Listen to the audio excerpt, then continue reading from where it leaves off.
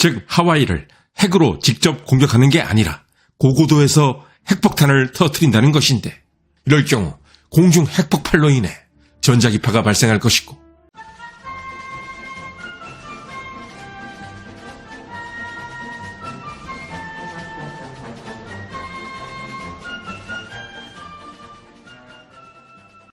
미국이 아틀라스처럼 전 세계를 홀로 떠받치는 시대는 끝났다. 지난 2025년 12월 5일 공개된 미국의 신국가 안보 전략. 미국은 서반구를 최우선적으로 방어할 것이다. 서반구는 북아메리카와 남아메리카 지역을 의미합니다. 이제 미국은 완전히 19세기 몰로주의 시대로 돌아갔습니다. 이제부터 미국에게는 미국과 주변 지역이 가장 중요한 것입니다. 그렇다면 아시아 태평양 지역은 어찌 되는 것인가? 특히 대만 방어 문제 말입니다. 우리는 중국의 제일 돌연선 어디에서든 침략을 저지할 수 있는 군대를 구축할 것이다. 그러나 이는 미국 단독으로 할 수 없고 그래서도 안 된다. 즉 미국은 중국에 물러서지 않겠지만 나 홀로가 아닌 될 수 있는 한 많은 동맹국들을 끌어들여 같이 싸우겠다는 입장. 2025년 미국은 왜 이런 입장을 밝히게 된 것일까? 이제까지 거의 80년 동안 태평양은 미 해군의 능력에 의해 통제되던 미국의 바다였습니다. 1945년 8월 미국의 2차 대전 승전 이후 그 어떤 국가도 미국이 갖고 있는 이 태평양 패권에 도전하지 못했습니다. 냉전 시기 그 강력했던 소련조차도 그랬습니다. 그래서 그동안 한국, 일본, 대만 등 아시아 국가들은 미국이 통제하는 태평양이라는 공공재의 혜택을 받으며 눈부신 경제 발전을 해왔습니다. 그런데 이제 미국이 장악하고 있는 태평양의 질서에 중국이 도전해오고 있습니다. 즉 중국의 군사력이 계속 팽창하면서 기존 미국의 세력권과 부딪히고 있는 것입니다. 미국 입장에서 이런 도전은 2차 대전 이후 처음 있는 일. 그런데 유사시 미국의 반중연합 전선에 과연 어떤 나라가 들어올 것인가? 중국 근처에 있는 국가들 중 유사시 미국과 함께 제대로 싸울 수 있는 국가는 생각보다 많지 않습니다. 가장 핵심적인 미국의 파트너는 일본, 그 다음으로는 호주 정도. 이런 상황에서 중국이 대만을 진짜 침공한다면 미국은 어떻게 나올 것인가? 미국은 당연히 참전할 것입니다. 이전 바이든 대통령도 대만 유사시 참전할 거냐는 기자의 단도직입적인 질문에 참전할 거라고 말한 바 있습니다. 세계 반도체 점유율 1등을 차지하고 있는 대만. 그리고 대만 해협을 지나는 막대한 물동량. 미국의 참전 이유는 이런 것도 있지만 더 치명적인 이유는 따로 있습니다. 만약 미국이 대만을 지켜주지 못한다면 미국의 위상은 어떻게 될 것인가? 대만을 포기한 미국이 다른 나라는 지켜줄 수 있을 것인가? 만약 대만이 넘어가는데도 미국이 그저 바라만 본다면 미국의 위신과 미국에 대한 믿음은 땅바닥으로 추락할 것입니다. 그렇다면 만약 대만에 급변 사태가 발생한다면 미국과 중국 중 누가 승리자가 될 것인가? 중국 인민해방군의 전략은 A2AD 전략. 즉 순항 미사일과 탄도 미사일로 서태평양에 주둔 중인 미군 기지를 타격하거나 대만 해협 가까이 진입하는 미 항모를 타격한다는 전략.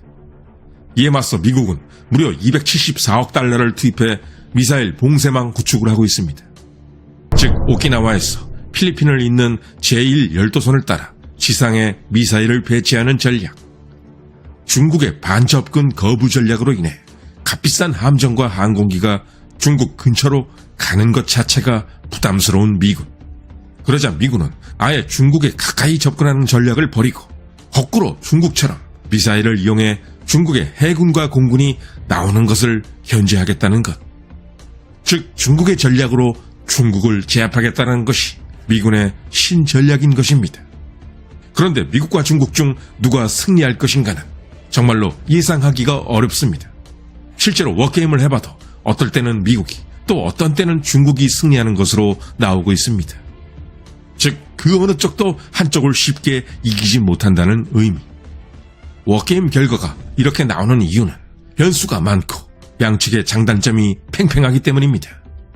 가장 큰 변수 중 하나는 바로 대만군이 얼마나 잘 버티는가 하는 문제. 미군에게는 시간이 필요합니다.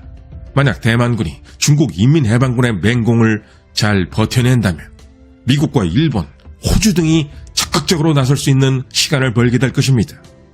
하지만 대만군이 초반에 완전히 압도당한다면 미군과 동맹군이 제대로 개입하기도 전에 모든 것이 끝나버릴 것입니다.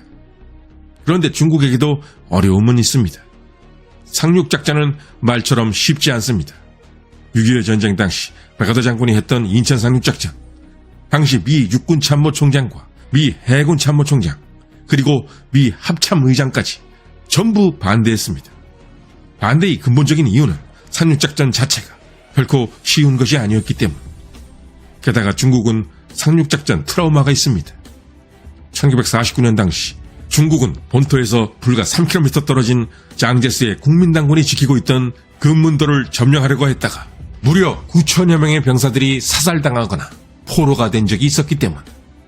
미국의 상황도 쉽지만은 않습니다. 섬나라인 대만은 침공도 어렵지만 지원하는 것도 어렵다는 사실. 러우 전쟁에서 나토는 직접적인 군사 개입 없이 수많은 무기와 물자를 우크라이나에 보내줄 수 있었습니다. 이게 가능했던 이유는 우크라이나 서쪽에서 넘어오는 지원을 러시아가 차단할 수 없었기 때문. 그러나 대만의 경우엔 무조건 해상과 공중에서 중국군과 싸워 이겨야만 지원이 가능한 상황. 이렇게 양측이 엎치락뒤치락하며 장단점이 있는 상황이라면 승패를 가를 수 있는 가장 핵심적인 키는 과연 무엇일까? 그것은 바로 누가 더 고통과 손해를 감수할 용기가 있는가의 여부입니다. 워게임 결과는 한결같습니다. 어느 한쪽도 서로를 압도하지 못하고 장기전이 될 것이다. 장기전이 된다면 쌍방이 핵폭탄 사용에 유혹에 빠질 우려가 있습니다. 미국 안보센터가 수행한 워게임 결과 중국이 하와이 인근에 위험용으로 핵폭탄을 투하한다는 사례가 나왔습니다. 즉 하와이를 핵으로 직접 공격하는 게 아니라 고고도에서 핵폭탄을 터뜨린다는 것인데, 이럴 경우 공중 핵폭발로 인해 전자기파가 발생할 것이고 근처에 있던 미군의 모든 무기와 장비는 목통이 될 것입니다. 만약 이런 일이 벌어진다면 미국은 인명피해가 없으니 그냥 넘어갈지 아니면 핵으로 반격할지를 고민해야 하는 상황이 될 것입니다. 과연 대만이 미국이 이런 상황을 감수하면서까지 지켜야 할 곳인가? 민주주의 국가인 미국에겐 특히나 국민 여론이 절대적입니다. 수백 척의 함정과 비행기, 수십만의 인명피해, 그리고 핵전쟁을 감수하면서까지 대만을 지켜야 한다고 국민을 설득해야 합니다. 더구나 대만을 잃는다 해도 미국이 완전히 나락으로 떨어지는 것은 아니기에 미국의 고민은 더 깊어질 것입니다. 대만을 잃을 경우 미국은 일본과 필리핀은 핵전쟁을 감수하고서라도 반드시 지킬 거라고 발표할 것입니다. 미국의 아시아 패권을 완전히 잃지 않기 위해서라도 말입니다. 그렇다면 중국은 어떨까? 중국이 과연 패배를 인정하고 고의 물러날 수 있을까? 대부분의 군사 전문가들은 그럴 가능성은 낮을 거라고 예상합니다. 이렇게 보면 미중 충돌 시 중국이 유리할 것 같습니다. 그러나 미국에겐 마지막 카드가 있습니다. 그것은 바로 동맹 일본.